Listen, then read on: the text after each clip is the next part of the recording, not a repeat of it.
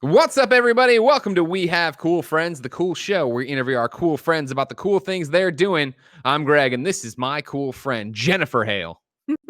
Hey, Greg, what's up? Hi, everybody. Jennifer, can you believe we have not done a podcast show together since May 20th, 2013? What the what?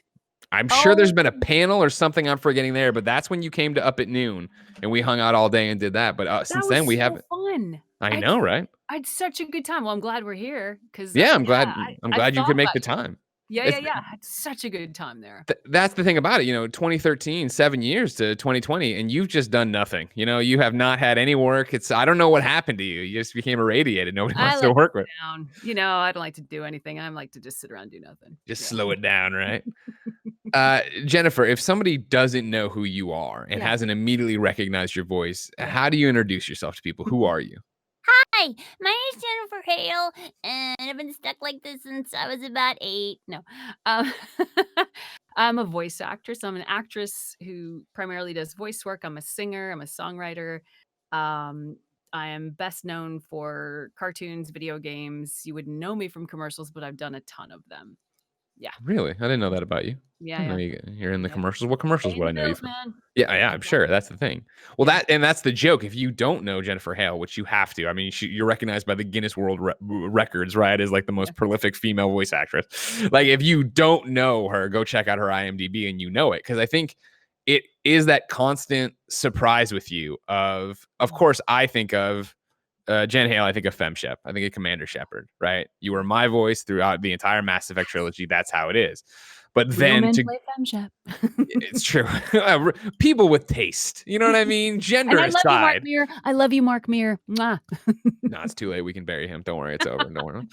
But you go and you look at your IMDb and you run down the list, right? And it is this, you're an onion. The deeper you get, and to the fact that, I always talk about Metal Gear Solid being such a formative game for me, and I don't think of you as Naomi Hunter. I knew that character so well before I ever met you. Yeah. To then go back and like, oh right, that's Jen. That's Jen. And Emma Emmerich, which is really cool to have two characters in the same franchise. Yeah, I mean, right? I feel like my franchise associations are incredible. This year we've got the Marvel game and then the two. You had two. Yeah. You had Iron Man VR where you're Pepper Potts and all, like, that's awesome. Then I start playing and getting obsessed with Marvel's Avengers and you're Maria Hill. I was like, man. Yeah. I'm very lucky. And then the BioWare stuff, and then the Star Wars stuff. And it's to have the tiny little moment that I had in oh God, now I'm gonna lose it. The last Star Wars movie was right. You're one of the voices right at the end there talking to Rey. Yeah, it was just keeping that a secret was tough. I have to imagine the NDA you signed, though, kept you very much. You were aware of what to do here. Yeah. But my whole life is an NDA because when we work, it's all under code names. It's things like Pineapple, Nashville, Tuesday. Like, I don't know was I in that game? I don't know. I did something called Pineapple, and I showed up and put on the mocap suit, or I went in the booth and so I pretty much force myself to forget what I've done because I don't want to leak anything. And I remember when I did Ash for Overwatch, a girlfriend of mine was at BlizzCon on the Friday, and I was secretly supposed to be coming on the Saturday for the big reveal. And she was texting me going, "I'm hearing your voice." And I was like, how's BlizzCon? Do you know? That's weird. And I finally got my agents to email somebody to say, "Can I please confirm this? Because I'm getting so many questions." And they're like, "Go ahead." I'm like, "Okay, it's me." Yeah. That's the thing I can't fathom. For somebody as busy as you are and the NDAs you have, the amount of times in the video game industry, I'm lucky enough that I think since Up at Noon, getting to work with you guys and having formed friendships and, texting or hanging out or meeting you at an event and hanging out for a little bit. Yeah. Like, I know so many of your voices. And so when I hear a trailer and I immediately know it's you, or I know it's Ashley, or the list goes on, Roger Craig Smith, right? It is that thing of the amount of times I'll turn to a PR person or email and like, that was awesome. To be clear, that was as Jennifer Hale, right? And you'll get a response back of like, we're not talking about the cast yet. And it's like, but the voice is there. Like we know that's Dave Fennoy. What are you talking about? Yeah, exactly. I know. We just play the game. I will literally not say it until I see the devs tweet my name. Somebody on the team that's higher up has to tweet about it, and then I'll go, okay, what they said. You know, you know. Does that come from, is that a once bitten, twice shy thing? Have you fallen for it before earlier in your career? No, I think the only time I ever came close to violating anything like that, I was getting ready to do mocap for Halo, the first time I Mhm. did Halo mocap stuff. And they were painting my face, and it was, I mean, just the evolution of dot painting over the years has been so crazy, or not dot painting over the years on the face for mocap. They were Yeah. doing it, and it was so cool looking. I was like, oh, I want to take a picture. And they're like, no, no, no, no, no. That's proprietary. I was like, okay, I'm just not gonna say anything about anything. I'll, like, tweet a picture of my knee without a dot on it, in the suit, just the pink patch on my knee. There you go. That's all you get for today. That's Yeah. all you need. That's how you keep it going. That's why people continue to work with you, I assume. Is Well, Jennifer Hale really good, can keep a secret. and I have so much respect, I've said this before, but, we as the voice actors are the ink in the tip of the pen, right? Mm, Like, there's a huge I mean, it's a giant pen. There's a huge mechanism behind that makes everything come together, and we're the stuff you see coming out the sure, top. sure. But it can't come out without the ink, but it can't happen without the pen. And the pen takes a lot of work to craft, Oh you yeah, know? I can imagine. I So can I have imagine. so much respect for what everybody does. I would be mortified to do anything to jeopardize it. All right, I have so many questions based on that alone. But before that, I want to remind everybody this is We Have Cool Friends, Kind of Funnies, cool interview show that posts weekly or regularly. Sometimes it's Tuesdays, sometimes it's Mondays. You get it when you get it, but it's always there. And we'd like you to be there for us too. Of course, you can go to patreon.com/kind of funny, just like our Patreon producers did, Mohammed, aka Momo, and Al Tribesman, aka the Predator. You toss us a few bucks, you can be in the friend zone. Ask your questions for whoever's on that week. You can get the show ad free. You can get exclusive shows like Greg Way only on patreon.com/kind of funny. But if you have no bucks tossed our way, it's no big deal. YouTube.com/kind of funny or kindoffunny.com/WHCF. You go to kindoffunny.com/WHCF and you can subscribe on the podcast service of your choice. All the feeds are right there at your disposal. Today we're brought to you by Upstart and HelloFresh and ExpressVPN. But I'll tell you about that later. For now, back to Jennifer Hale. So the thing that always astounds me about you is that when you take on these characters and you give them life, you know what I mean? And granted, collaboration, you're doing with a whole bunch of different people and writers and depending on the project, right? Animators, programmers, whatever. Right.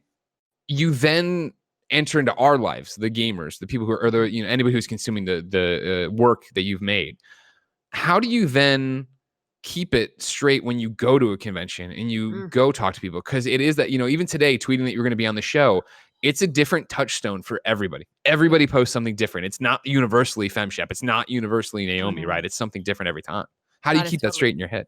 Yeah, it's totally Spies, it's Cinderella, it's Powerpuff Girls, it's BioShock Infinite, it's like a whole crazy Hex Girls. A lot of Hex Girls. Well, because we're getting heading toward Halloween.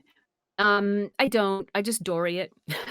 I can say that. I'm the stunt Dory. Whenever Ellen's busy, I'm stunt Yeah, Dory. yeah, I've been. I just stay in the moment and I play off of the person. I look at the material in front of me, and mostly people just want to be seen and they want to be heard. yeah. And that's what I do. It's not about me, it's about them. I'm like, what do you need? What do you want to hear? And then if I've forgotten what the character sounds like, I'm like, give me your impression. And they're like, oh, that's what it is. Yes, I got it now. Thank Of you. course, I remember that. Yeah, Yeah, yeah. yeah. Sometimes I'll confess every now and then something lands on the table and I'm like, did I do that? Yeah. And I Well, like again, to just your one point, sec, you know. yeah, I gotta sneeze, and you look at your IMDb. I'm like, I was there for that. But I think that's what's again so crazy about it is that your performances are so good that they can resonate in this way. That to you it was a week on Pineapple, and you don't know what it is, but you're in that. How do you? Well, for you, how do you craft a character like that you spend a little bit of time with, but is going to be in somebody's life for so long? Every single character has a thread of common humanity. And that's what I go for. And that's what Mm. strikes you when you're playing is that common thread of humanity. You take that as your basis, as your foundation. And I connect to it on as deep. My job is to connect no matter what, if it's a crazy over the top wild deal or what was the Tim Schafer thing where I played the Broken son? Age. Yes, Oh Broken no. Age, Yeah. where I'm the son, which is the mom. There's some deep stuff in there, even though it's got a fun feel to it. Like everything is about the soul. Sure. Everything is about the soul and the expression of the soul. And that's what everybody in the world, I think, wants.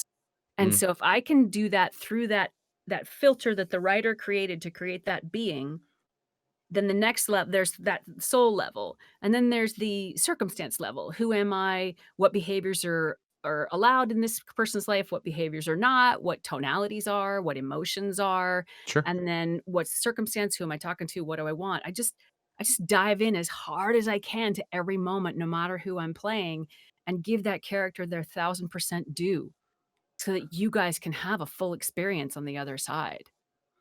You That's know, we've just had a good run here of, really talented people like Jack Quaid, less mm. talented people like Nolan North. And Oh god, what a they've hack. been on, I know, right? And we've just been in this thing.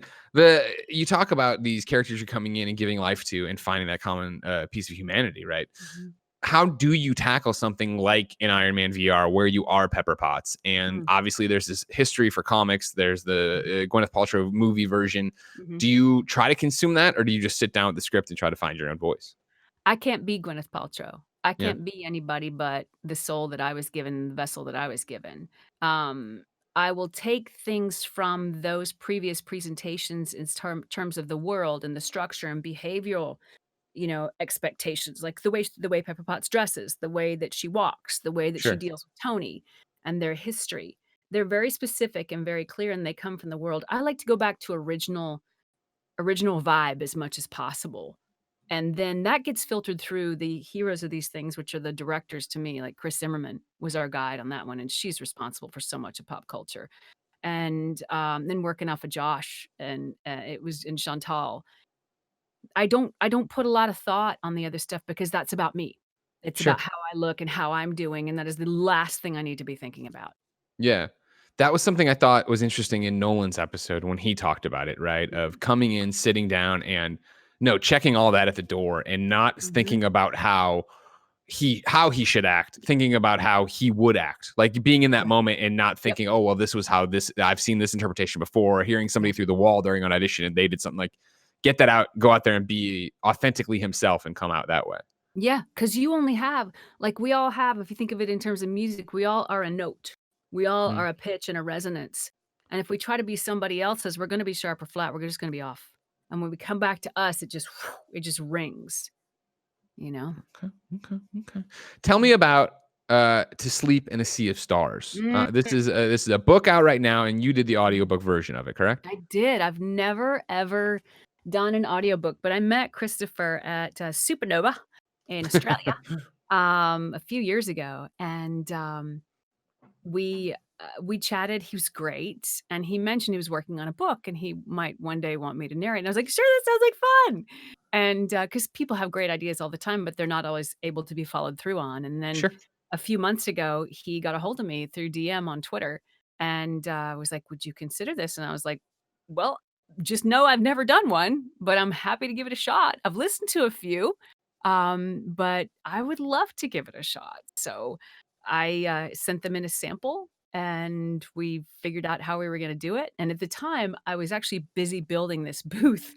I was away from my home booth, and I just ripped out a couple rooms of a basement and with my brother-in-law because I couldn't get a contractor at the time, and just Sure. like ragged myself out doing demo and got the studio built just in time to start it to almost make the completion date. And we did 70 hours of recording. It's a Oh 30, my yeah. god. Well, my first audiobook ever, right? Yeah. I mostly listen to nonfiction. I've listened to fiction a couple times, but mostly nonfiction because 'cause I'm just hungry for information. And, so the first audiobook I ever did was almost 900 pages and, 50 characters, 50 Oh plus my characters. gosh. I was like, "What?" My phone was my best friend because I had voice memos of every single character, and I had that key line, that you go back to just to get it. And Yeah. the funny thing, like, from listening to audiobooks, and I kinda had this sense that if you go too hard with the characterization, you'll throw people out of the book, but you still need to have some distinction. Now, that being said, there were a couple characters that, sorry, there was no half measure on them. They were just like, there's this one character named Sparrow, and I was just like, "Out of Sparrow's way, man. She's doing her thing." And this other character named Trig, who just literally took over the rhythm of my body. I was like, "Okay, we gotta keep up with Trig now." I was like, "Okay." Um, it was really, really fun to do, and we had a really cool sub experience within the whole thing, which leads to that there's a small little announcement that I will be sharing about this. Oh, is Yes. there? Yeah, Okay. during the whole thing, I started writing songs when I started singing in clubs when I was 15. And then acting took over and I didn't really have time to like write and sing and do all that. And I went back to it recently and I released a song back in July. It's in my Instagram, J Hale Graham. It's in the link up there. And Christopher listened to it and he's like, "Hey, would you consider a song for this one part of the book? There's this like moment." And I was like, "Sure." And I got together with my writing partner, Todd. Todd and I sat down and he came up with this great frame and we hung this song inside of it. And then two songs happened. And one of them, it just has an energy of its own, and it's amazing, and we all fell in love with it. And we are gonna have a release party for that on the 17th. We're gonna do a virtual release party for the song. I'll be tweeting and Instagramming, like, how and where it's gonna happen, but I think that's one of my favorite things to come out of all this is just this incredible experience of creativity, and That's awesome. yeah, and I think it was inspired by this universe that Christopher created in this book, this whole fractal universe and this whole like, the story is super engaging, and Do it's you mind if I interject with the yeah. synopsis for people? Because I did my work here, all right, and I Yeah, have yeah. the synopsis here. To sleep in our star, to sleep in a sea of stars. To sleep in a sea of stars is a story of enormous intergalactic weight and consequence, but Mm, also of deeply personal human strength, compassion, and awe. mm, During a routine survey mission on an uncolonized planet, xenobiologist Kira finds an alien relic that thrusts her into the wonders and nightmares of first contact. Epic space battles for the fate of humanity take her to the farthest reaches of the galaxy and, in the process, transform not only her, but the entire course of history. mhm. That's a good Isn't synopsis. that a good And that kind of synopsis? speaks to the Jennifer Hale a lot of people know, I think, of Commander Shepard out there saving the Citadel. It was incredible. There were, like, 4 moments in the last 20% of the book that completely took me off guard. I was in tears, I had to stop talking. Oh my 'Cause I was gosh. choked. I was like, "Woo, this got me." And I had these sort of meta realizations, like the hawk's eye view of the world and life and what it all means in reading it. It was really profound for me. It was really profound. I loved it. Yeah. That's incredible. Yeah. So, Yeah. like, and I'll tell you right now, I'm an ignorant person, and they were like, "Do you want to interview Jen?" I'm like, "Of course, yeah." And she's doing this thing. Great, great tie-in. It comes out like I said, the September 15th when this drops. This will be timed perfectly with it. Yeah. Fantastic. I thought you just read the book. I didn't realize you were doing characters and what was it, 70 hours of work on this thing, or Yeah. like Yeah. that's incredible. Like, Yeah. so talk to me about how you even began tackling that. Do you read it and highlight and make your own notes? Is this something Chris is working with you on, the author? There was mostly I did it well, I did the initial work on my own, and I did this thing quite intentionally where I did not get any more than about 30 pages ahead of where we were gonna be recording. Mm, Like, if we were mm, gonna knock out 60 pages the next day, I would not read more than 90 pages ahead because I didn't want to get I didn't want to have the energy of knowing something that I didn't know yet in this part of the book. sure. I didn't wanna spoil it on any level. So I did that, and then Callum Plews was our director, and he was incredible. He was the guide for tone, and he would help tweak me here and there to get it right on what we wanted. And there was one section there are some alien life forms in it that communicate, in a really specific way. I'm not gonna give it away, but it's not any way that humans communicate. And so I did get Christopher on the phone for that going, "All right, we gotta suss out some because these people have to vocalize, they gotta talk. So how are we gonna do this?" And we found a really specific vocal placement for them and this specific way of speaking for them. And then the main character, Kira, she converses with them. So I put her in that same space when she was talking to them. I just wanted to create a world that people could take the ride on, but that wasn't dictating too much what people's ride was, you know? That's got to be a hard line to walk, though, right? It was daunting, it was super daunting, but I just, I hope I did it justice. Please, God, be merciful in your judgments and enjoy the book most of all, because yeah, that's what I wanted to do. I just wanted to do the book justice. Yeah. So, on the other side of this monumental undertaking, is that something you want to do more of? Like, this sounds like it really stretched you as a voiceover artist. I loved it. I loved it, and I would love to do more. I would love it. Oh, man, it was such a great experience. Yeah. Yeah, but, I mean, anytime I'm in this room, I'm in heaven. Yeah. Whether I'm laying down tracks for a song or I'm just gaming or auditioning or talking to you, like, this is my happy place in here. It's amazing. Yeah. On a normal day, how many hours are you spending in there? And I know that varies because of, well, you're auditioning, do you get the role, Right. so on and so forth. But what does that net out like for you? It varies. You know, Yeah. I could be in here all day. I could be in here for 6, 7, 8 hours. Um, or I could be in here just for like an hour, hour and a half. Yeah. It depends. And it's got no rhythm. And what's funny is I've purposefully my entire career not monitored the rhythm. I don't chase my stats. I don't like see what my booking ratio is. I don't do any of that. I have this funny thing I do with my work. I separate my work from my money in my head and in my being. Like I sort of tell the universe, all right, this is the money target. This is really pretty important level. This is the yeah, let's do this level, and this is be so fun level. And I always shoot for this would be so fun level. And then I just let it go. And then I show up each day and do the work that's in front of me. Okay. And I don't track it and count it because that moves it over into my left brain, into the, like, analytical part, and the force of creativity is in the right brain, I think, if I have that correctly, or somebody flip it if I'm Vice wrong, versa. Yeah, You get the idea. into the creative side of the brain, and I just wanna stay there in free form and flow because that's where the fun is, right? That's where the Yeah. joy is, Yeah. and I can't there's so much about this career I don't have any control over, so why bother? It Yeah. just shuts you down. Yeah. Well, what I've always found fascinating about you, and a lot, and most voice actors, I should say a lot, most voice actors, right? But you in particular, when you look at your body of work and career, is that I think for me, a game player and somebody who doesn't create the stuff, right? Yeah. I would sit there and think that you eventually move to this echelon of voice actor where there are projects that aren't beneath you. I don't mean like you're in an ivory tower looking down on the surfs or something. But I mean like where you're to a point where, oh, that project, obviously wouldn't scale the right way or blah blah. And I'm always shocked by the amount of things I see you in that are Mm. smaller games, that Oh, they sure. aren't the triple A, they aren't Mass Mhm. Effect. They aren't a decade long 3 games, EA, BioWare. They're not that kind of thing. It can be something small like Republic, right? It can be you Oh, working yeah. with camouflage and making something small. Yeah, I love Camouflage. Hi, Ryan. I love those guys. I well, look, there's another great indie, project I'm working on called The Long Dark. Same Oh deal. yeah, yeah, Like, my jam is grabbing the machete and cutting through the woods where people haven't been before. That's one of my favorite things to do. Breaking a glass ceiling, breaking new ground, working with people I love. For me, it's about the vibe, it's about the project, it's about that. And like I said, the money will handle itself. And sure, frequently when you're working on those smaller projects, you're working with the people.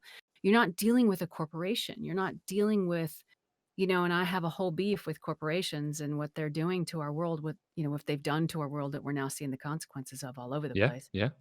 And some are good, some. Um, but I don't know. It's all about the people and the vibe to me. Hmm. That's awesome. Now, Yeah. again, I love talking to you because it's just so many. You just give me so many great things to talk about. You talk about using the machete, cutting through the woods. Hmm. Let's dial that back to 2020 because Yeah. you've talked about here having to assemble this booth. Mm. Where are you? Where has the pandemic put you? What is going on? I came to visit some family up in BC, and they happened to have a rental house that the people had just happened to vacate end of February. And I'm a huge proponent. I'm going to go out on a limb here because I live on this limb, and I don't. People will think about it what they think about it, and that's about them. It's not about me. Yeah, My gut instincts are everything to me, and they have been telling me for a while to come up here. And I was away in February. For my father had a couple mini strokes, and we went back to Labrador, where I was born. And I had this amazing moment where I stood on the tundra in the snow. I literally went out to just move a car, and it was quite cold because it was February up in Labrador. And I stepped outside, and my father's ancestors are, the white dudes who came over in a boat from the Isle of Wight in England, and then the native women of Labrador who've been there for thousands of years. I stepped out this door and boom, like I could literally feel the ancestors. And I just had my car keys. I was just going in my car. I was like, this is deep. And I just stood there freezing going. I wasn't even cold anymore. I was like, I can literally feel this land right now. That's That's a awesome. trip. So I got back from that trip and I was having this gut feeling, get out, get out, get out. And that was the end of February. And I was like, at some point I'm gonna go up. It's fine. And then in March it was like, go now. And I was like, Okay. And then I had a little thing with it, that happened that I had, some stuff that I had to take care of. And it was really loud, and it was like, "Get a ticket for Thursday," and I was like, "Okay," and I bought a ticket for Thursday the 16th just to come up and visit my sister, and, just one thing led to another, and we sort of made it out right before they closed California, and Wow. ended up tearing into this house and building a booth, and now I'm fixing up the rest of the house. I've got a little Instagram stories thing going through my reno. Yeah, it's So fun. you gut instincts and you listen to the voice and that's great, but when you get up there and realize what's happening, and Yeah, granted it all came in waves for all of us, I think, of yeah. understanding what this is going to be like. Is there any moment of panic for you of like, well, all the equipment is down in LA? I mean, all I have jobs and stuff in LA or no? I brought my mic with me. I brought any gear I could think of with me just in case, because I thought I was going for a couple of weeks, and it turned Yeah. out I wasn't.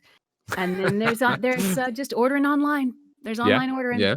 and, I just dug in, and, had some great support from, George the Tech and a guy named Mark de la Fuente, and just my engineer buddies just rallied around, and my family rallied around, and we just got it done. I don't allow myself to panic because it's useless. I used when I was down south, I was on a team and we would pull horses out of brush fire areas, right? So Sure. you're going into a fire and you're surrounded by panic situations. It does no good to panic. You must be dead calm or you're dead. So I just don't find any use in it. Worry and fear are silly. Yeah. Were you always like this?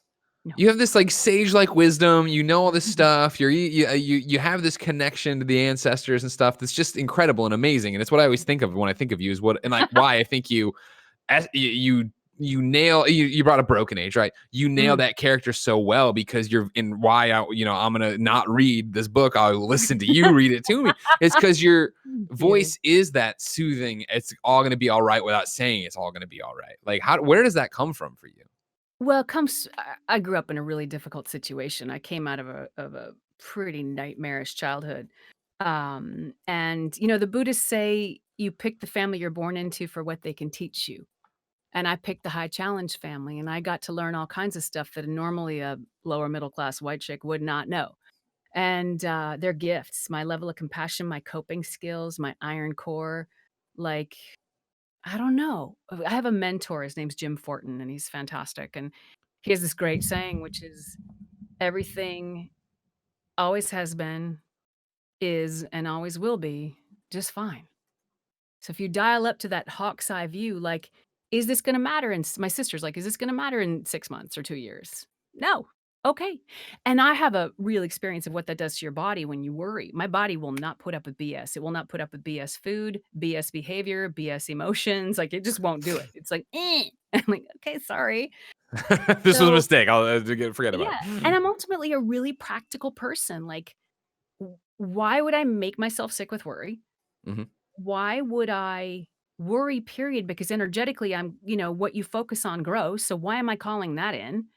And when I do have those habits, I don't go, oh no, I had those thoughts. I used to. Now I've evolved to the point of like, just stop. It's that Bob Newhart thing. Do you remember Bob Newhart? He was around like in the 70s. He's Oh, I hilarious. remember Bob Newhart, yeah. Yeah, yeah, yeah. He has this great scene where he's a therapist and this woman comes in. She's like, I had this fear. And he's like, okay, I got 2 words for you. Are you ready? She's laid out all her psychological issues and okay. And she's like, "Should I write them down?" He's like, "It's just 2 words, like, remember." And he goes, "Stop it." Which I'm like, "You know what? It's easier said than done, Of course, of but it's course. what I do in those moments." I still have those spin moments. I had one last night and I was like, "Oh, wait, I'm doing that spin thing. Yeah, never mind." There's nothing we don't have control over jack except our responses to things, and even then, you just have to just pick a new track. Just go Dory, go, "What? Was I worried? Anyway, what's that?" Just squirrel it. Squirrel! Just change your track 'cause it's not gonna fix anything, and you've got, what, 95% of your brain is subconscious right now, that's what science is saying. Like, we had my writing partner and I had a business issue we had to sort out, and I didn't know what to do with it. I was really stopped by it. I was a bit thrown. And I just told him, I was like, "You know what, Todd? I'm gonna turn it over to the 95%. I'm gonna sleep on it. I don't know. Don't have to answer today. Don't have to solve it today." Yeah. And within 48 hours, it was all handled. Like, didn't have to do anything, which is different than avoiding responsibility. There's like, Sure. Yeah. Yeah. show up for your stuff, but don't overthink it. I think I could have said all that in that sentence.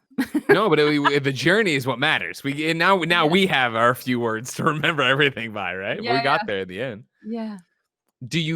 Okay, as you live this life and now Mhm. this 2020, do Yeah. you plan on coming back to LA, you think? Or and you Oh, were in yeah. LA, right? I'm not speaking out Oh, of yeah. turn. Okay. No, I'll be back. I'm a two cities girl now because Okay. Okay. having my kid up here is the best, and I'm very much a two cities girl now. Just as soon as things settle down, Sure. this whole process, like, look, we're all super familiar with the hard parts of COVID.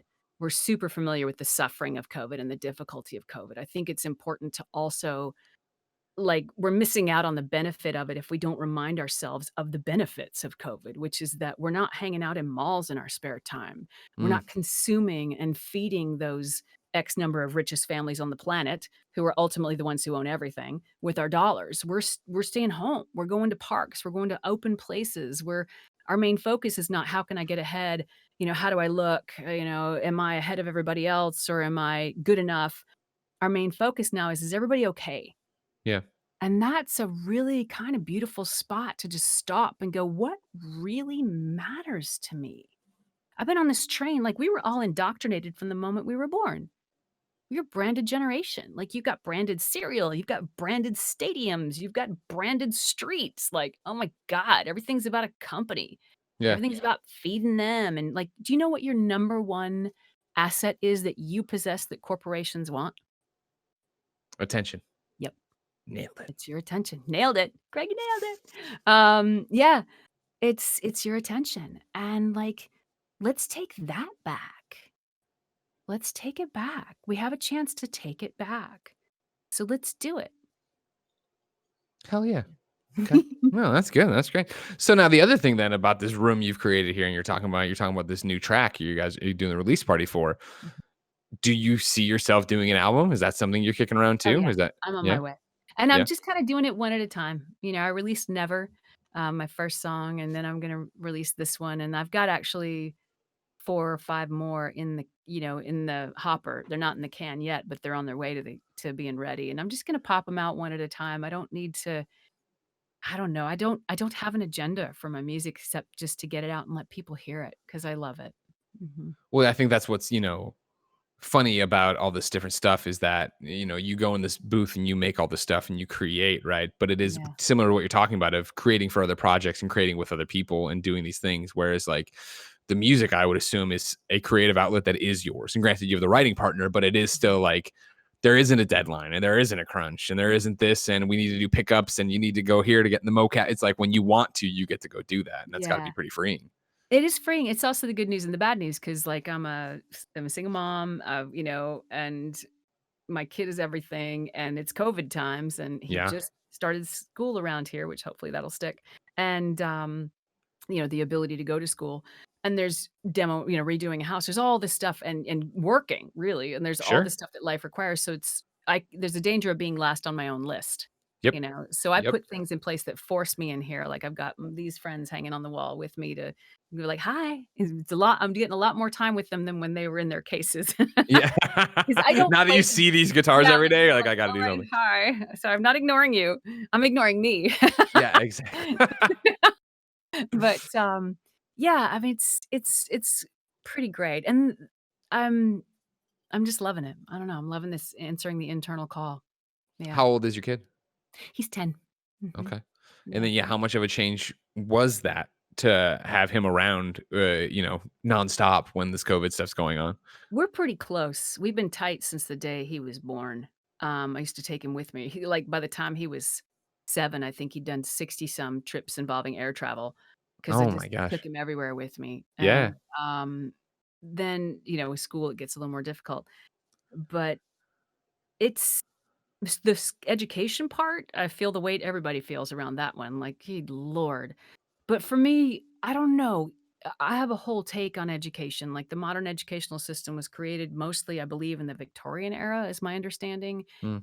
And it was created when little Great Britain ran a global empire from that little island in the Atlantic without computers. How do you do that? You standardize. Yeah, you standardize reading, writing, and math, Yeah. basically creating a human supercomputer where people are taught to execute your orders. And you don't teach them how it works because that might not go so well for you, which leaves people here and the people who created that system up here. So I have mixed feelings about education. I think it's very, very, very important. I'm just not always going to subscribe to the traditional frameworks of it. That Sure. being said, I think the most important thing about school and all that for me, from my kid, is socialization, learning how to Mm, work in a mm. group, learning how to do things you don't feel like doing, developing mental grit, developing emotional grit, developing social grit, expanding how do you learn? Like a lot of us are really smart, like many, many, many people are very smart, but you're not smart everywhere. And when you're smart, I used to bump into this as a kid. I was so used to being smart over here that when I ran into something I was bad at, I was like, eh. I And I'd hate get all, this. I'll yeah, never I do hate it. it. Yeah, Exactly. yeah. And my frustration tolerance was low. And that's like smart person's disease. It's like, oh, you don't have grit right there. So I go at it with him like, let's look for where you don't have grit. Let's build your grit because grit will carry you through so many things. Sure. And I think that's a great trait to learn, a great thing to learn, right? Yeah. Like I think back all the time, and we were just talking about this recently on one of the shows. Assassin's Creed Odyssey, this game I fell in Mhm, love with and I really like. And mhm, now Ubisoft's got the Phoenix game coming out, Immortals mhm. Phoenix Rising, right? And it's another Greek gods thing going on. Is And it's fun. Elias in that one too? I think Elias is. I don't know. Yeah. Is he? Anyway. I don't. Yeah. Yeah, they did just announced that two of the people from Odyssey are in that, but not. It's not Cassandra and her brother, whatever. Okay. I Okay. digress. Yeah. But Yeah. it's that thing of this conversation of like, man, this stuff's so cool, and it's so hard to believe that in school you could not pay me to read the book when we were doing Yes. this in high school to go read, and it was the same stories, right? But it was Yes. something about the way you had to read to. I wasn't learning to learn. I was learning to pass the test, and you Yes. and you look back at all the things that I went through and did well in or didn't do well in and stuff, and like I can't tell you any of it nowadays. And like even like Exactly. learning the state capitals, like I Mhm. didn't learn them. I learned devices to make sure that I Yeah. could pass the test and get out all right. Yes. I took corporate finance in college in a 3-week mini term. I remember nothing. I got Yeah, an right. A. Yeah, yeah, I'm like, yeah. I learned my lines. I spit them back out, and I forgot the script, just like I always do. yes. You Even keep because it at for as that long as point, you need to, and you yeah, bounce. That's all you yeah, needed. Yeah. flush. Yeah, at that point, I was already making a living acting. I was like, "Eh," but I do love money and finance. I think it's really cool stuff. But, yeah, you're so right. You're so right. The way that people, teach us is not the way kids need to learn, especially boys. I mean, for a long time, girls were marginalized, and we all know that. I Mhm. think the current systems, though, are alienating boys as well, How you so? know? Uh, they want You them to see it, sit. and this isn't me being Yeah, I how so. have I mean, I don't know. I'm not in this yeah. world They like you want are. them to sit still for hours on end. That's not a boy thing for most boys, and certainly Uh-huh. not mine. Certainly not me. I'm sitting here twisting cords while I'm talking to you. I'm like, "I don't sit still." I'm Um, spinning a yeah, little like, mini Mjolnir. most we do, yeah. So and, they've got a single way of putting information into kids' heads, and it Mm, doesn't work mm, for everybody. yeah, It does not work for everybody, and we're at yeah. an age when we look at the levels of autism and ADHD and those sort of brain differentiations that are happening now, I believe those are a call forward to new ways of being and new ways of processing information, new ways of taking in the world and functioning. Yeah, Yeah, I mean, that makes sense, right? I yeah. think that, like you're saying, the world's changed, and it has education kept up with it? It doesn't seem like it. I mean, No! yeah, We're led it by doesn't seem like it. dinosaurs. Yeah. Please. No, I mean, that's offensive to dinosaurs, but yeah. Well, if any of them write in, we'll have a different problem. We'll have a different I problem to wanna deal meet with, them right? if they do. I totally wanna Hi, dinosaurs. What's up? But even like I think of like, something that was prophetic that was said to me by a 7th grade, 8th grade teacher, because we did it, you split the same teachers, whatever. yeah, yeah. Was I remember having a conversation after school, and she was a cool teacher, and her being like, don't take this the wrong way, but like you're gonna love college. Like you're gonna be fine in high school, but you're gonna love college. And I was like, what do you mean? She didn't put it into the terms I'm sure she wanted to, but it was that idea that high school is this grind for general XP, that what is this going to, like, whatever you want it to be, but that's not where you don't see how that A connects to Z. Yeah. Whereas when I got to college and it was like, I'm here for a journalism degree. Awesome. Here are your next 4 years, and you have these choices here, but they all lead back to this. You understand why they do, and Yeah. why I went to college and succeeded, and why I went to high school. And in high school, I stopped bringing a book back home in sophomore year, where I was Yeah. like, "Fuck it, end of the day, slam Yeah. it. I'll get it done in homeroom in the morning." Yeah, yeah. I mean, I was out singing in clubs and band rehearsal and stuff, and I was already working as a voice actor partway through high school. It was just like, yeah, yeah. Oh my god. But I was lucky though. I went to a fine arts high school, so I had some kind of Gotcha. a tie into what I was doing. You were journalism? Yeah, yeah, yeah, yeah. Oh, that's Yeah. cool. Yeah, it That's was a good time. Yeah, yeah. yeah. Took, what, and back to what we're talking about of learning to pass the test. I took in high school 2 years of French, and in college either 2 semesters or I think maybe 2 years of French there too. Don't remember anything. Marry a French Canadian, and she's horrified when I try to speak to her in French, and I conjugate the verbs in my head by singing the song I learned to pass the test.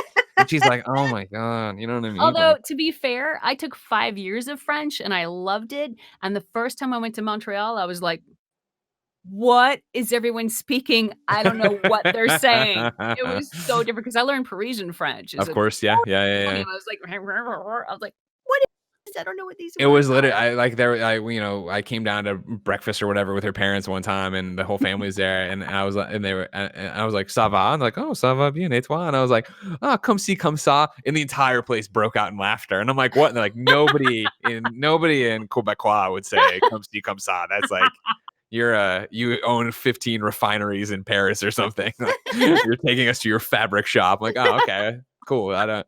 And then it cuts the other way too, where and this is such a weird tangent for the Jennifer Hale. We have cool friends, but like I did a panel for Call of Duty Zombies, and the actress's name escapes me, but it was at Comic-Con, and she was Elektra on Daredevil, and she's French, and Okay. we were talking about cursing in the booth and how they wanted Oh, them. yeah. They were just like, "Go," and yeah, they were. She was like, "Oh yeah," and I was like, "Oh, did you curse in French or whatever?" And she's like, "Oh yeah, but nobody can understand." I'm like, "Oh, tabernacle," and she's like, "That is old French." I'm like, "Oh well, it's I'm married to a French Canadian." She goes, "Oh, so not real French." And the entire it was the room before Hall H, so it was like the giant one, but not the giant. And everyone went, "Oh," and I was like, "All right, well, we're not going to get into this right now." Yeah, exactly. Yeah, yeah. I Those fighting digress. words. I can talk to you about anything. Sorry. Let's do it. Jennifer Hale is just the conversation that is just going to be going and going. And going. I want to get the friend zone questions in here, right? And I Okay, want to see where let's we're do it. going here. But it's yeah. Okay. Well, there's a Mass Effect question there, but I was going to come back to Yeah. that before we get into everybody else's questions. Yeah, yeah. How often do you think of your experience with Mass Effect? Because again, it's not that it's like defines your career, but I think to so many people, it is you. That's really sweet. I mean, it comes up regularly. It's a part of the fabric of my being, I think, because I spent several years on the project, right? At one point, I Sure. was dreaming in that universe. That's terrifying. Really cool, yeah. I need Omnigel. Omnigel. Right, right. And, there was, like it was cool to experience the evolution of voice acting and technology just through that trilogy, through the timeline in Sure. the production of that trilogy. Like, voice acting was in one kind of a style generally during 1, and then by the time we got to 3, it was even more cinematic and close to the vest, and that thought registers on camera thing became thought registers on the mic. Like, you could really just live it, which was extraordinary. And I mean, I feel incredibly lucky that I got to be a part of something like that. Yeah, it was so meaningful to people and really meaningful to me, and I know it's not the limit of what I can do, so I don't Sure. mind it. I know I have a million things I'm capable of. In fact, there's something coming out, I think, next year that's so that I can't talk about, and it's a Nah, you completely can tell different. us. Go ahead. Nope. No, sorry, honey. It's a completely different aspect of my voice and my being, and it's just it's fun. That's all I can say. Okay. I think it's interesting because again, 2013, you're on Up at Noon. That's where we cover your whole life, how you got voice Mhm. acting, how you started all that jazz. Go watch that on IG and give them the click. They desperately need it. It was really But fun. thank you. For now, 7 years later, and all of this behind you, I think jumping off of what you saw change from Mass Effect to Mass Effect 3, Yeah. what does it look like now doing these projects and these voices in these games? Now it's it's in a really cool space where I feel like everything's been dragged out of the warehouse and put out on the floor for everyone to play with, and we don't know Mhm. what's gonna end up back where, but it's a wide open field. I think the challenge is authenticity. The challenge is not to fall into the formula, and I don't think people are doing that. There's some incredible indie content, and even the stuff that's coming out in the traditional, dev zone is really good. I think the field's wide open. It's kind of a beautiful playground right now. I asked Nolan this, and I want your opinion on it too. Talking about Marvel's Avengers, you're Mhm, Maria Hill in there, right? So mhm, you're popping up. We've already seen you now in the Kate Bishop trailer that Maria Hill plays even mhm, a larger role in that. And of mhm. course, I talk to you every day on the ship. I run up and I see you over there doing your thing. How does that compare to doing something like Mass Effect, which was a 10-year journey or whatever, but it was siloed and it was specific games and it was coming back to these projects. What is it like to work on now a games as a service that is you've recorded all this stuff and I assume you have a contract with them that's like, hey, we're going to need you probably over the next X amount of years or something like that as we continue to update and do things like that. Is that It's something you think about on a project by project basis, or is it not even? Is this just what the gig is? it's just what the gig is because Okay. honestly, we don't generally have those conversations. People can say, "Hey, we're gonna do lots of these," and I go, "Great," knowing that that's their intention, but you don't know what the marketplace is gonna do. Sure, You don't know sure, what's that's gonna fly or not. And I invest the same in a giant franchise as I do in a one-off for somebody working out of their basement because that's what it is don't do it if you're not gonna do it.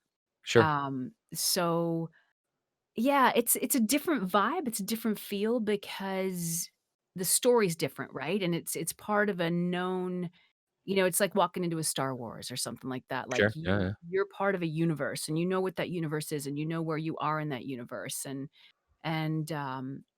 yeah, it's a different vibe. Whereas at the time we started Mass Effect, BioWare had this sort of mavericky cut new waters in big indie, but a little bit of an indie vibe, a little bit. And, I mean, yeah. I mean, I remember working at IGN when Mass Effect was coming. I mean, I'm that old. Where when the game was coming up and being announced, and Casey Hudson would come in through and talk about it, and it sounds crazy now, but it was like someone was talking in alien language to be like, "Oh, this is going to be a trilogy, and your save's going to carry over, and decisions you make in hour one of game one are going to matter when you get to game 3 years from now." And it was like, how is that possible? What are you yeah, doing? And to yeah, think about that ambition. yeah, because yeah, they're 2 different animals because Avengers is like you're living in a revered, honored, clear, defined, known universe. Mhm. And with Mass Effect, it's what you were just talking about. You're like, "Wait, what? What the what? You're Yeah, gonna what?" I mean, the challenge there was it was through the incredible writing and also through the amazing technology that just redefined so much. Yeah, okay, and that okay. puts certain weights on us as the actors. I remember, some games you can vibe, you can improv, you can riff a little bit, but in Mass Effect, you could not deviate a letter from what was on that page. It had to Interesting. land. And initially, Mark and I had to have the same timing of how Oh, we sure. delivered, Yeah, yeah, yeah. the identical timing. So I would in one, I would listen to his reads and then I would give them one that was like in that zone, and then I would do my read in that time, and then I would do my read that was like, if there were no limits on this is what comes out of me, That's and awesome. then they got to pick. Yeah. And Yeah. you say in 1 you did that. That wasn't the case for 2? You don't have to worry about No, that? 2, I didn't have to follow up as much. No. No, I think they had their tech stuff dialed in to where that was the vibe. Yeah, that was working. Yeah. Awesome. Yeah. Tell you what, a lot of remasters. Where's that Mass Effect one? All right? Put in a good I word with somebody don't know. over there. I'm not I asking wish I you. knew. Oh, well, I mean, your work's done. They got you on tapes and mini discs. You're fine. I don't know. I could go for some prequels or some more content. It'd be Now really we're fun. talking about. Now we're Mhm, talking. Yeah, get mhm. that prequels going. That's what I'm. Yeah. Speaking of talking, that was a bad segue, but it's a Greg way. Let's talk about the sponsors on this episode of We Have Cool Friends. Remember, you go to patreon.com/kindafunny if you want to get the show ad free, but you didn't go there. So here are the ads. This episode of We Have Cool Friends is brought to you by Upstart. As most of us have found out the hard way, getting into debt is easy, getting out is hard, especially if your credit score isn't great. Thankfully, now there's Upstart.com, the revolutionary lending platform that knows you're more than just your credit score and offers you smarter interest rates to help you pay off high interest credit card debt. Ladies and gentlemen, guess what? When I went to college, I got a credit card and I never paid the debt off, and it just kept on going. And then I had another credit card and it kept on going. And it took a long time to do that. Upstart would have been a godsend to help me get out of that credit card I had that I was not prepared for. Everybody be careful with your credit card. But if you haven't been, Upstart goes beyond the traditional credit score when assessing your credit worthiness. They actually reward you based on your education and job history in the form of a smarter interest rate. The credit cards I had did not have a smart interest rate. Upstart believes you're more than just a credit score. They believe in you. They make it fast, simple, and easy to check your rate. Since it's just a soft pull, it won't affect your credit score. The hard pull comes after you accept your rate. The best part, once the loan is approved and accepted, most people get their funds the very next business day. Over 400,000 people have used Upstart to pay off credit cards or meet their financial goals. Free yourself from the burden of high-interest credit card debt by consolidating everything into one monthly payment with Upstart.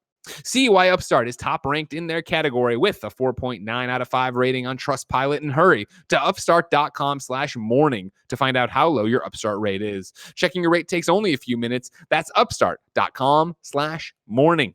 Our next sponsor, why it's HelloFresh. Get fresh, pre-measured ingredients and mouthwatering seasonal recipes delivered right to your door with HelloFresh, America's #1 meal kit. HelloFresh lets you skip those trips to the grocery store and makes home cooking easy, fun, and affordable. Of course, you know HelloFresh well. We've talked about it before. Gia and Tim use it. They go online, they pick the meals they want. HelloFresh ships it right to their door in prepackaged little baggies, and then Gia gets to make all this food because Tim wouldn't do it. Even though it's easy, Tim just doesn't treat this girl right. Am I right, Kevin?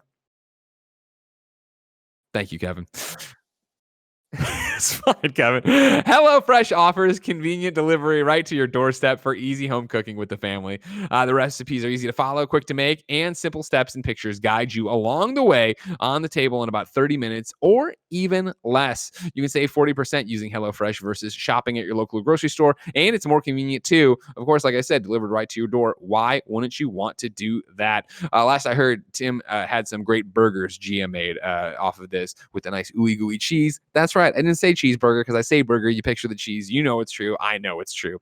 Go to HelloFresh.com/80morning. That's 80morning, and use the code 80morning to get a total of $80 off your first month, including free shipping on your first box. Additional restrictions apply. Please visit HelloFresh.com. They say HelloFresh.com for more details. Don't go there. Go to HelloFresh.com/80morning and use the code 80morning for a total of $80 off your first month. And our final sponsor of the day is ExpressVPN. There are tons of VPN providers out there. You've probably heard of a couple of them. And some of you may have even used a VPN before. But do the research like Kind of Funny Kevin did on the sponsors, because he's the only one who works around here, and recommend the brand that is ExpressVPN, the best VPN on the market. Here's why. ExpressVPN doesn't log your data. Lots of really cheap or free VPNs make money by selling your data to ad companies. ExpressVPN developed a technology called Trusted Server that makes it impossible for their servers to log any of your info. Second is speed. We've tried a lot of VPNs in the past. Many slow your connection down or make your device sluggish. That's why we around here have been using ExpressVPN for quite some time. You've heard us talk about ExpressVPN, and the internet speeds have been blazingly fast. The last thing that really sets ExpressVPN apart from other VPNs is how easy to use it is. Unlike other VPNs, you don't have to input or program anything. You just fire up the app, click one button, and connect. It's so easy, even your grandparents could use it. And it's not just us saying this. Wired, The Verge, CNET, and many other tech companies rate ExpressVPN as the #1 VPN in the world. So protect yourself with the VPN that Kind of Funny uses and trusts. Use the link expressvpn.com/morning today and get an extra 3 months of free. Okay, get an extra 3 months free on the 1-year package. That's expressvpn.com/morning. expressvpn.com/morning for an extra 3 months free on the 1-year package. Awesome. All right, Jennifer Hale, are you prepared to enter the friend zone? This is where the Kind of Funny best friends reach out to you and ask you questions. I am ready for the friend zone. Now, as you know, I get to clown around with you voice actor types quite a bit. Yes. And I've never once been like, hey, can you do a voice? Can you do a specific thing? But today, a young boy named Timur Hussein, who works at GameSpot.com, found out you were coming on the show. Yes. And Tam flipped out and messaged Lucy James, my roommate, on Slack and said, oh shit, tell Greg I'll give him money if he can get her to say hello to me as Naomi Hunter. Is it possible to have Naomi Hunter from Metal Gear say hello to Tam? Hello, Tam. I hope you're well. I just want to say, I was trying to do it for you. I had the best of intentions. I really did, Tam. Thank you. Amazing. You know what I mean? Amazing. That's why they book you. Thank you, Jennifer. I'm sorry to put you on the spot like that. I hate doing that. No worries. But It's what I Tam do. now owes me money. So it works out in the end. That's worth it. No. He actually sent me, he actually bought Portillo treats, so he doesn't owe me anything. It's fine. Let's keep going with a little bit of Mass Effect here, right? Adam wrote in and said, and he wrote into patreon.com/kindoffunny, just like you can to be part of the show, and says, as the voice of Shepard, what ending do you consider canon? Fan theories are acceptable too, but I think he mainly means that the Mass Effect 3, when we all make our choice. In your head, did you say, this is what I think she would do? Or did you do, I'm just playing them all and they're all valid options? I did. I'm playing them all and they're all valid options. Understandable. Yeah. That's yeah. what I did. Endings are hard. And when you create an ending where you've got tens of thousands or hundreds of thousands of co-creators with you, Yep. how are you going to get that right? Like, no. How did you play FemShep as an actor when it is this thing of, on top of just making regular dialogue choices, there are the Paragon, there is the Renegade. I can, my Shepard is very different than what yours would be, and so on and down the line. How do you keep all of that straight in your head when you're making a project like that?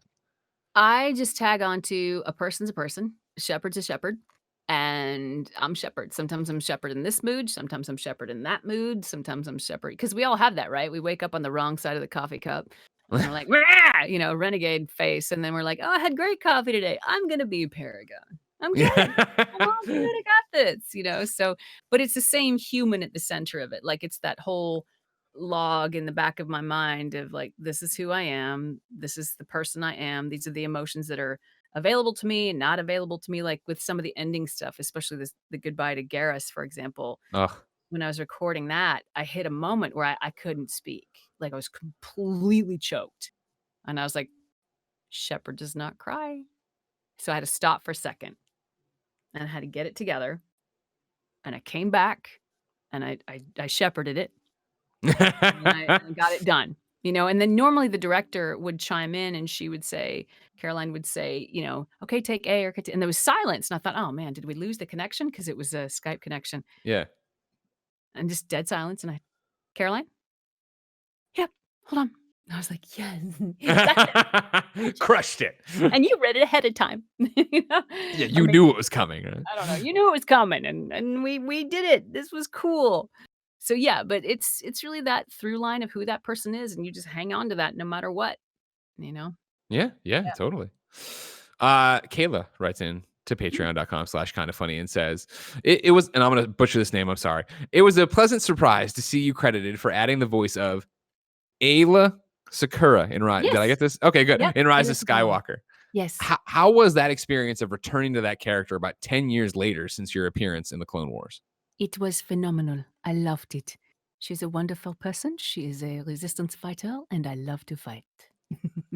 It was really cool. It was really amazing to be part of that project and to get called in for that super secret job. And totally. Yeah. How does that happen? So like, I guess let's start even further back. So when you do this character in Clone Wars, you know you're entering into the pantheon of Star Wars. You know that's a thing. You know there's going to be a Wikipedia about you and all this jazz. Oh my God. Do you ever stop to think that that the universe might transition this way to get you into the actual cinematic universe and bring you onto the silver screen, that kind of thing? Nope.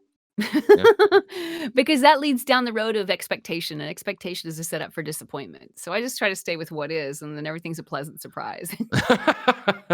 That's an excellent way to put it. Sure. And so what is that? Is that just a random call from your agent one day? He's like, Disney wants to. Oh my God. It was like, we got a job for you. You got to sign an NDA. We're not even allowed to know what it is, but we have a general idea. So we're going to they do all the hard work, the negotiating, Yeah. schedule stuff. And I'm like, okay, just tell me where to go when. And they're like, okay, we have more information now. And it's this. And I'm like, wait, it's what? I'm like this. I'm like, awesome. Okay. Okay. And I think one person at my agency was allowed to know. Oh my God. And maybe two. And I just or probably accounting, that would be 3.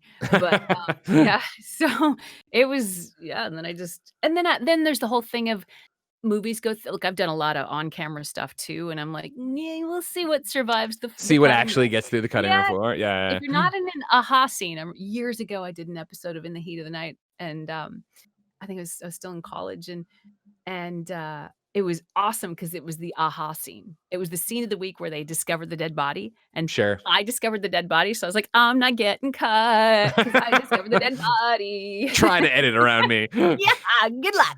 Although they did shoot around me a lot, but yeah, Jerks. that's alright. Yeah. And then my question would be for something like that, like, what is a VO session like that for? Is it how long is it for you to deliver? Yeah, Oh. you know what I mean? Like, Honestly, most of it was talking. It was just chit chat. yeah, I got there to the place, I went upstairs to the room, and, it was a big sound room with the big it was like one of those post rooms where because some rooms have it's the glass booth, and in this one, they're in there with you. It's a looping type room, gotcha. ADR room. And, like, I've got this, and actually, they didn't have it up on the screen. That's right. It was wild. It was done wild. So I had the script there, and there's this sort of second in command on the process. And I met him, and he was lovely and really great guy. And then the assistant, and I always like to say hi to them because people don't acknowledge them. I'm like, they're working hard too. Sure, And, sure. and then JJ came in, and I met JJ, and we had a great conversation, the previous guy found out that I was the voice of Cinderella, and he was super fascinated. So JJ was like, he's like, JJ, she's Cinderella. And he's like, do the voice. And I was like, okay. I said, but JJ, you have to close your eyes. I cannot do Cinderella unless you closed your eyes. So it's like, I can't. And so he closed his eyes, and I said, hello, JJ. Oh, it's lovely to see you. I hope you're having a wonderful day. And he see, I closed all your eyes. I know you did a great job. I get it. Although I have a big thumbprint on my camera now and it's crooked. You got one question left and then you're out of here. Don't No, worry no, about no, it. It was perfect timing. You nailed it. fun. It was fun, and we just had a great conversation. He's lovely. We chatted about we sung the praises of Gray Delisle, who'd been in there before me, and I was like, oh, she's amazing. And we did I gave him a bunch of different options for all the different spots because basically they had us that whole scene, all the different people talking. I believe what happened was we all did each of the lines, or many Gotcha. of us did all the lines, so they could figure out what they wanted where, and just kind of played around with it. And he was super happy. And then we went home. It was like less than half an hour, and it was awesome. That's Yeah, rad. That's so yeah, cool. I love the lineage of that, and I love the crossover of that. You know what I yeah, mean? Accepting that that's all one universe, and that's how it is. yeah, yeah, yeah. Your final question came from Mitch Krasny, but we kind of already covered it because Mitch was asking, "Hey, can you talk about the process of recording an audiobook?" But I leave it here because he says, "I know you just did to sleep in a sea of stars. I'm halfway through reading a copy, so there you go. Already somebody's out there Awesome. supporting the book, and now, of course, September 15th, they can support your audiobook version. Yes, that'll be amazing. Well, the process is really cool. I mean, I get the manuscript and it's under lockdown, and I feel a great responsibility with that. And yeah, we just go in and we just chunk it. We just go for I mean, people who do audiobooks all the time, they'll do hours and hours. My sessions were like, 4.5, 5 hours of just reading with a couple quick breaks and then back in. Yeah, The biggest challenge initially was just getting the tech sorted out because it was getting this room dialed in, making sure the internet was solid and sure, all that. sure. And then figuring out how to run a backup. Did we source connect? Do we, whatever, Twisted Wave? And there was, what's the other one that starts with an A? Anyway, yeah, there's all the technology. I was like, okay, this is why I'm not an engineer. But thankfully, yeah, we had an engineer in New York, Sal Barone, who would take over my computer once we started, and he would just run everything. Nice. Audacity. That's what we ended up using, was Audacity. Yeah, Yeah, yeah. and then it was funny because we figured this out the first time because we'd finished everything. We'd upload the files from my end to them, but it would eat all my bandwidth for like half an hour, 40 minutes, just uploading these giant files. So I was like, because I was in the middle of a sentence and like, oh, they're gone. Everything's gone because all my bandwidth is being eaten right now. So Right, right, right. I was like, I'm going to say bye this time because I won't be able to hear you after that. So you're Bye. going around the dark side of the moon, like, you know what I Yeah. mean? No radio transmissions from here on out while I do this. Exactly. Yeah. And then I'm running through my house going, nobody can find me. Free time. Unexpected free time. I'm getting on my bike. Bye. Jennifer, thank you so much for spending this afternoon with us. Greg, this was delightful. Absolutely. You know you're welcome here anytime. Yeah. Like I said, To Sleep in a Sea of Stars, your audiobook is out September 15th, so right around the corner here. Yes. And I'm I will assuming be, everywhere, Amazon and whatnot. yep, Amazon everywhere. I'll be Yeah. tweeting about it on at Hale Tweets and then on at Hale Graham for the other stuff. And yeah, I'll be throwing it out there. So just pay attention to that and I'll have it for you. And when's the single party? Single party is the 17th of All right. September. It's a big week. It's a big week. It's a big I don't- week I- coming up. As I look at your body of work, I don't know if you have small weeks, but it seems like you're always onto something, Jennifer. Thank you. No, This thank was you. a joy. Thank you so Oh, much. it's always a pleasure to have you. That's what we do here on We Have Cool Friends, where our cool friends come talk about the cool things they're doing each and every week on youtube.com/kindafunny. And of course, kindafunny.com/WHCF. Next week should be a special one. If we're filming this out of order. So we're filming this on a Friday and then it posts on a Tuesday. And then Sunday, Blessings on a PAX panel with a whole bunch of video game industry peeps where they're trying to see who's the most famous person they can get to come be on their panel. So theoretically, that's going to be a We Have Cool Friends that'll go up next week. But if something goes horribly wrong on Sunday or PAX says we can't use it, it'll be something else. And you just need to follow on Twitter because We Have Cool Friends is an irregularly scheduled program. So who the hell knows what's going to happen? Jennifer, once again, thank you so much. Thank you, Greg. Thank you, Kevin. Talk to you guys later. Thanks, everybody out there. Until next time, it's been our pleasure to serve you.